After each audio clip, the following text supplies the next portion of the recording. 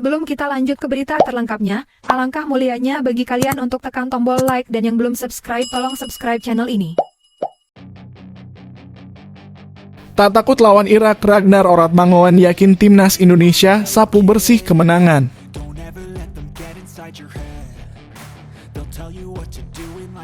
Kabar gembira lagi jelang gabung timnas Indonesia. Tom Haye masuk nominasi gelandang terbaik Liga Belanda.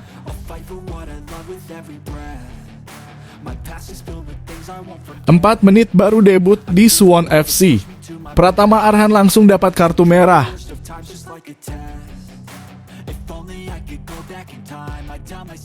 Timnas Indonesia terancam tak bisa diperkuat Calvin Verdonk dan Jens Raven saat lawan Irak. Begini penjelasannya.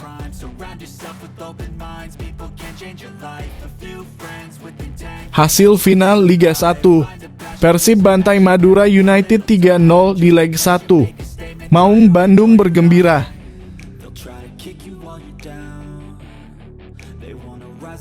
Asnawi bikin assist lagi. Port FC menang 6-0 di pekan terakhir Liga Thailand.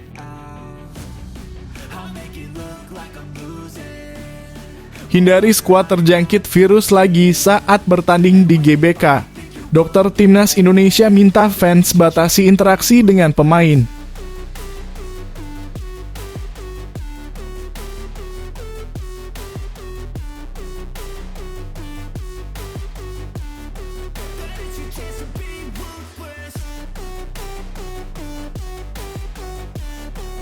Winger Timnas Indonesia Ragnar Oratmangoen cukup percaya diri menatap duel kualifikasi Piala Dunia 2026 zona Asia. Pada ajang ini Indonesia akan bertemu dengan Irak dan Filipina pada bulan Juni mendatang. Dua laga tersebut cukup krusial demi menjaga langkah skuad Garuda lolos ke putaran ketiga dan mengunci tempat di Piala Asia 2027 mendatang. Pasukan Sintayong minimal butuh 1 kemenangan untuk bisa melaju sebagai runner-up bersama Irak ke putaran ketiga kualifikasi Piala Dunia. Mereka saat ini berada di posisi kedua dan sudah mengoleksi 7 poin. Ragnar Oratmangoen menjelaskan persiapan timnas Indonesia akan dilakukan dengan maksimal. Mereka rencananya akan menggelar latihan pada 28 Mei. Menurutnya kondisi tim cukup baik dan mereka akan memaksimalkan 2 laga nanti. Saya juga bersiap untuk pertandingan timnas, akan jadi pertandingan yang keras tentunya. Tapi kami punya tim yang bagus, kata Ragnar Oratmangoen. Pemain Fortuna Sittard ini melanjutkan laga melawan Irak dan Filipina akan jadi penentuan nasib. Semua pemain siap berjuang habis-habisan demi mendapatkan kemenangan. Apalagi mereka akan bermain di depan puluhan ribu supporter yang hadir di Stadion Utama Gelora Bung Karno. Kalau kami melakukan yang terbaik dan memberi segalanya, saya rasa kami bisa menang kedua pertandingan. Apalagi kalau kami bermain di kandang. Saya punya perasaan yang bagus untuk pertandingan selanjutnya. Menariknya jelang pemusatan latihan ini Ragnar belum bertemu dengan Saine Patinama. Pada saat pemanggilan pemain terakhir, Saine tidak bisa hadir karena mengalami cedera. Saya tidak bertemu Saine. Kami mungkin harusnya bertemu tapi dia sibuk dengan kegiatannya dan saya sibuk dengan kegiatan saya. Tapi saya akan bertemu dia di Jakarta, pungkasnya.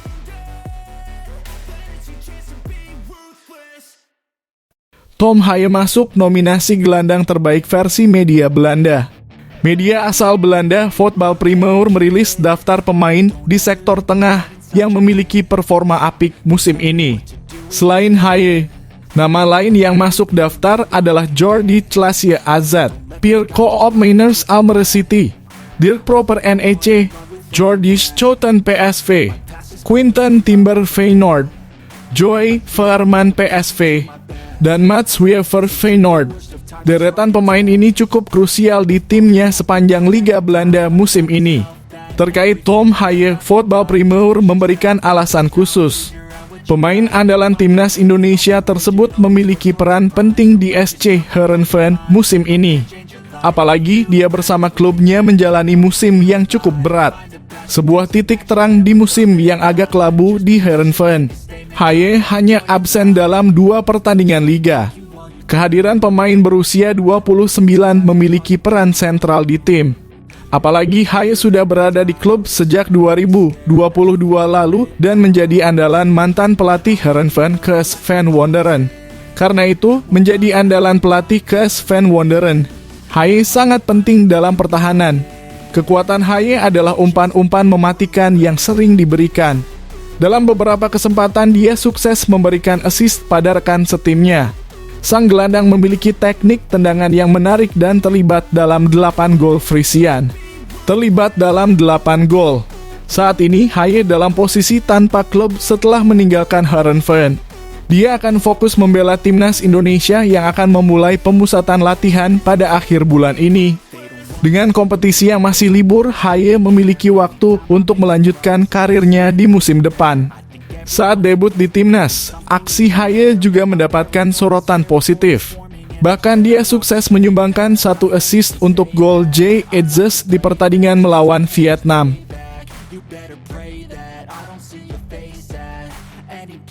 Pratama Arhan menjalani debut bersama Suwon FC, namun ia langsung mendapat kartu merah dan hanya 4 menit berada di lapangan. Suwon FC kalah di laga tersebut. Pratama Arhan masuk dalam skuad Suwon FC yang bertandang ke markas Jeju United.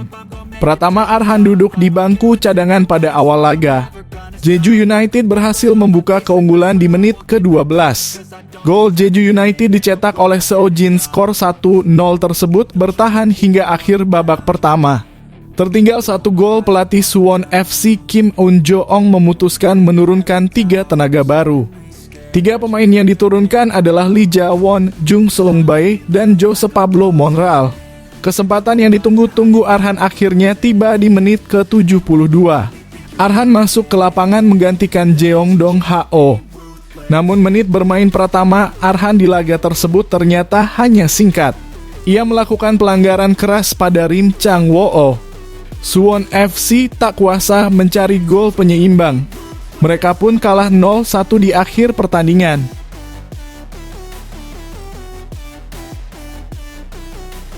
Timnas Indonesia terancam tak akan bisa diperkuat oleh Calvin Verdonk dan Jens Raven di laga kualifikasi Piala Dunia 2026 kontra Irak. Timnas Indonesia mendapat kabar bagus jelang digelarnya laga lanjutan grup F kualifikasi Piala Dunia 2026 lawan Irak pada 6 Juni 2024 mendatang. Ada 3 amunisi baru yang dipersiapkan membela tim asuhan Shin Tae-yong. Amunisi yang dimaksud adalah Calvin Verdonk, Jens Ravens, dan Martin Paes. Calvin merupakan bek kiri klub NEC Nijmegen. Bek kiri berusia 27 tahun itu akan dinaturalisasi menjadi warga negara Indonesia WNI. Ia akan menjalani proses itu bersama Jens Raven, sementara Paes sudah resmi menjadi WNI. Sebelumnya proses naturalisasi Calvin Verdonk dilaporkan mendapat kabar positif. Ada dukungan yang disampaikan oleh Menpora Dito Aryo Tejo. Menpora mengatakan dirinya akan berusaha membantu mempercepat proses naturalisasi Calvin dan Jens. Ia akan berusaha melobi pihak DPR agar segera memproses perpindahan status kedua pemain itu. Alhamdulillah, hari ini setelah jam kerja saya akan mencoba untuk berkomunikasi dengan pimpinan DPR. Semoga saja bisa segera sesuai yang dibutuhkan timnas Indonesia. Kemarin kan tepat waktu juga. Sekarang insya Allah tepat waktu. Namun kini muncul kabar kurang bagus terkait proses naturalisasi Calvin Verdonk maupun Jens Raven. Calvin dan Jens terancam tak bisa membela timnas Indonesia di laga kontrak Irak. Pasalnya sampai hari Minggu 26 Mei 2024 ini, belum ada jadwal sidang Komisi X dan I3 DPR untuk pembahasan naturalisasi Calvin maupun Jens di laman resmi DPR RI. Jika tak kunjung dinaturalisasi, maka ia tak bakal bisa didaftarkan untuk laga kontra Irak. Laga lawan Irak sendiri akan digelar kurang dari 2 pekan lagi. Sementara itu dari regulasi yang ada, pendaftaran pemain hanya bisa dilakukan H-7 jelang pertandingan. Artinya, jika proses naturalisasi tak kelar dalam 3 hari, maka Calvin dan Jens tak akan bisa membela timnas Indonesia. Persib Bandung berhasil mengalahkan Madura United dengan skor 3-0 dalam laga leg 1 final Liga 1 di Stadion Sijalak Harupat. Laga babak pertama Persib versus Madura United berlangsung sengit. Persib berusaha keras menekan Madura United, namun tim tamu tidak sekadar memilih bermain bertahan. Pola main terbuka yang diperagakan kedua tim membuat pertandingan menarik disimak. Kedua tim sama-sama memiliki peluang emas untuk mencetak gol di babak pertama, namun tidak ada peluang yang bisa berujung gol. Bermain imbang tanpa gol di babak pertama, Persib dan Madura United sama-sama belum bergerak untuk melakukan perubahan dalam susunan pemain. Laga berjalan makin sengit karena kedua tim langsung menunjukkan tempo tinggi sejak awal babak kedua. Setelah 20 menit babak kedua berjalan, kedua tim masih sama-sama kesulitan mencetak gol. Madura United lalu bergerak lebih dulu dengan menurunkan 3 pemain pengganti, yaitu Novan Sasongko, Rizky Aryansyah, dan Bayu Gatra. Andalan lini tengah Madura United yaitu Jaja ditarik keluar karena mengalami cedera. Ciro Alves yang melakukan kerjasama dengan Rachmat Irianto bisa menerima bola dengan baik. Melihat posisi Lucas Frigeri yang tidak ideal, Ciro Alves melepaskan tembakan lob. Bola melambung dan kemudian menukik ke gawang. Walaupun laju bola terbilang pelan, namun Frigeri tidak bisa menghalau bola masuk ke dalam gawang. Persib pun menurunkan sejumlah pemain andalan yang masih ada di bangku cadangan seperti Ezra Walian dan Edo Febriansah yang kemudian kembali digantikan Beckham Putra. Saat pertandingan memasuki masa injury time, Persib bisa menggandakan keunggulan. Umpan silang yang dilepaskan oleh Beckham Putra bisa disundul oleh David da Silva yang menunjukkan lompatan luar biasa dan teknik sundulan level atas. Di menit-menit akhir, Persib punya peluang emas untuk mencetak gol ketiga. Sayangnya pemain-pemain Persib kurang tenang dalam penyelesaian akhir sehingga peluang tersebut gagal. Namun pada akhirnya David da Silva memberikan kegembiraan di detik-detik akhir. David da Silva bisa merobek gawang Madura United lewat serangan balik. Walaupun dikepung oleh pemain-pemain Madura United, David da Silva bisa melepaskan tembakan silang mendatar yang membuat bola bersarang ke gawang Madura United. Persib mengakhiri pertandingan dengan kemenangan 3-0. Laga leg kedua final akan berlangsung di markas Madura United, Stadion Gelora Bangkalan, Jumat 31 Mei 2024. Asnawi, Mangkualam tampil penuh dalam laga terakhir Liga Thailand. Bek timnas Indonesia itu bikin assist kemenangan Port FC atas Nakhon Pathom. Pekan pamungkas Liga Thailand mempertemukan Port FC versus Nakhon Pathom. Duel berlangsung di PAT Stadium Minggu 26 Mei 2024 malam waktu Indonesia Barat. Asnawi diturunkan sejak menit pertama. Dia dipasang sebagai gelandang kanan. Port FC unggul 2-0 di babak pertama. Striker Felipe da Silva Amorim memborong 2 gol ke gawang Nakhon Pathom. Tim tuan rumah semakin tak terbendung selepas turun minum. 4 gol tambahan dicetak Port FC dalam tempo 45 menit. Terasak Poip Himai menyusul pencapaian Felipe da Silva Amorim dengan mencetak brace di menit ke-10 dan ke-78. 2 gol Port FC lainnya dicetak Tanasit Siripala dan Baros Tardeli. Asnawi, Mangkualam berperan dalam gol kelima Port FC yang dicetak Siripala. Kapten timnas Indonesia itu mengirim umpan terobosan yang diselesaikan Siripala menjadi gol. Skor 6-0 untuk Port FC menjadi hasil akhir pertandingan. Ini menjadi kemenangan ke-16 pasukan Rangsan Viwachai-chok di Liga Thailand. Kemenangan ini memastikan Port FC finish di posisi ketiga klasemen Liga Thailand dengan 57 poin. Mereka hanya kalah dari Buriram United yang menjadi juara dengan 69 poin. Asnawi Mangkualam total bermain di 12 pertandingan Liga Thailand sejak gabung ke Port FC pada awal tahun 2024. Dia menorehkan 2 assist dan membawa timnya menang 4 kali, seri 7 kali, dan 1 kekalahan. Dokter Timnas Indonesia Alvan Ashar menyerukan fans untuk membatasi interaksi dengan para pemain, khususnya untuk fans yang masuk hingga hotel pemain. Dokter Timnas Indonesia Alvan Nur Ashar mengakui bila adanya penyebaran virus di skuad Timnas Indonesia di FIFA Matchday terakhir di Jakarta saat lawan Vietnam kemungkinan banyaknya interaksi antar pemain dengan fans. Maka dari itu, ke depannya Timnas Indonesia akan melakukan pembatasan interaksi pemain dengan fans. Dokter asal Yogyakarta itu menceritakan dengan panjang lebar perjuangan dirinya merawat banyak pemain Timnas Indonesia yang terpapar virus saat laga yang dilangsungkan juga bertepatan dengan bulan Ramadan itu. Pertandingan lawan Vietnam. Beberapa saat sebelum naik bus menuju Stadion GBK untuk melakoni laga home, tiba-tiba 3 pemain dalam kondisi demam, batuk, pilek, nyeri tenggorokan, badan pegal, lemas mendatangi medical room dan meminta penanganan medis.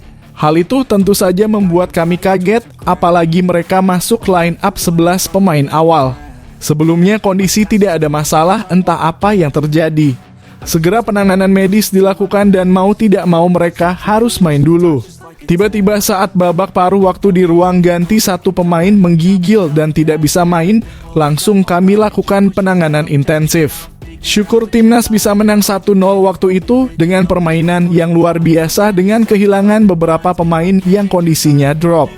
Bahkan dengan adanya virus itu, beberapa pemain juga gagal berangkat ke Vietnam untuk laga tandang berikutnya yang hanya berselang 5 hari. Setelah sampai hotel, kejadian beberapa pemain dengan kondisi yang sama terjadi serempak. Total 5 pemain dirujuk untuk opname di rumah sakit karena kondisi terus drop. Dari hasil pemeriksaan penunjang laboratorium disimpulkan sementara karena infeksi virus. Entah dari mana datang dan dapatnya. 10 pemain kami lakukan perawatan intensif di hotel. Dengan kondisi kekurangan pemain yang fit, maka mau tidak mau Timnas tetap harus berangkat ke Vietnam. Pemain yang sakit hanya tidur dalam pesawat dan melanjutkan perawatan intensif di hotel. Latihan hanya diikuti beberapa pemain fit, sedang yang tidak fit tetap kami isolasi di hotel. Baru H-1 sebelum pertandingan beberapa pemain sudah mulai membaik. Kondisi ini pun tentu saja bukan hal yang mudah bagi Timnas. Tetapi apapun yang terjadi, Timnas tetap akan all out. Dr. Alvan mengakui bila salah satu penyebab para pemain terjangkit virus kala itu mungkin saja karena adanya kontak fisik antara pemain dan fans. Untuk itu, kedepannya Timnas Indonesia bakal melakukan pembatasan terutama di hotel para pemain menginap. Supporter diharapkan mengerti dengan situasi ini sehingga Timnas Indonesia bisa meraih hasil maksimal dan kesehatan pemain terjaga.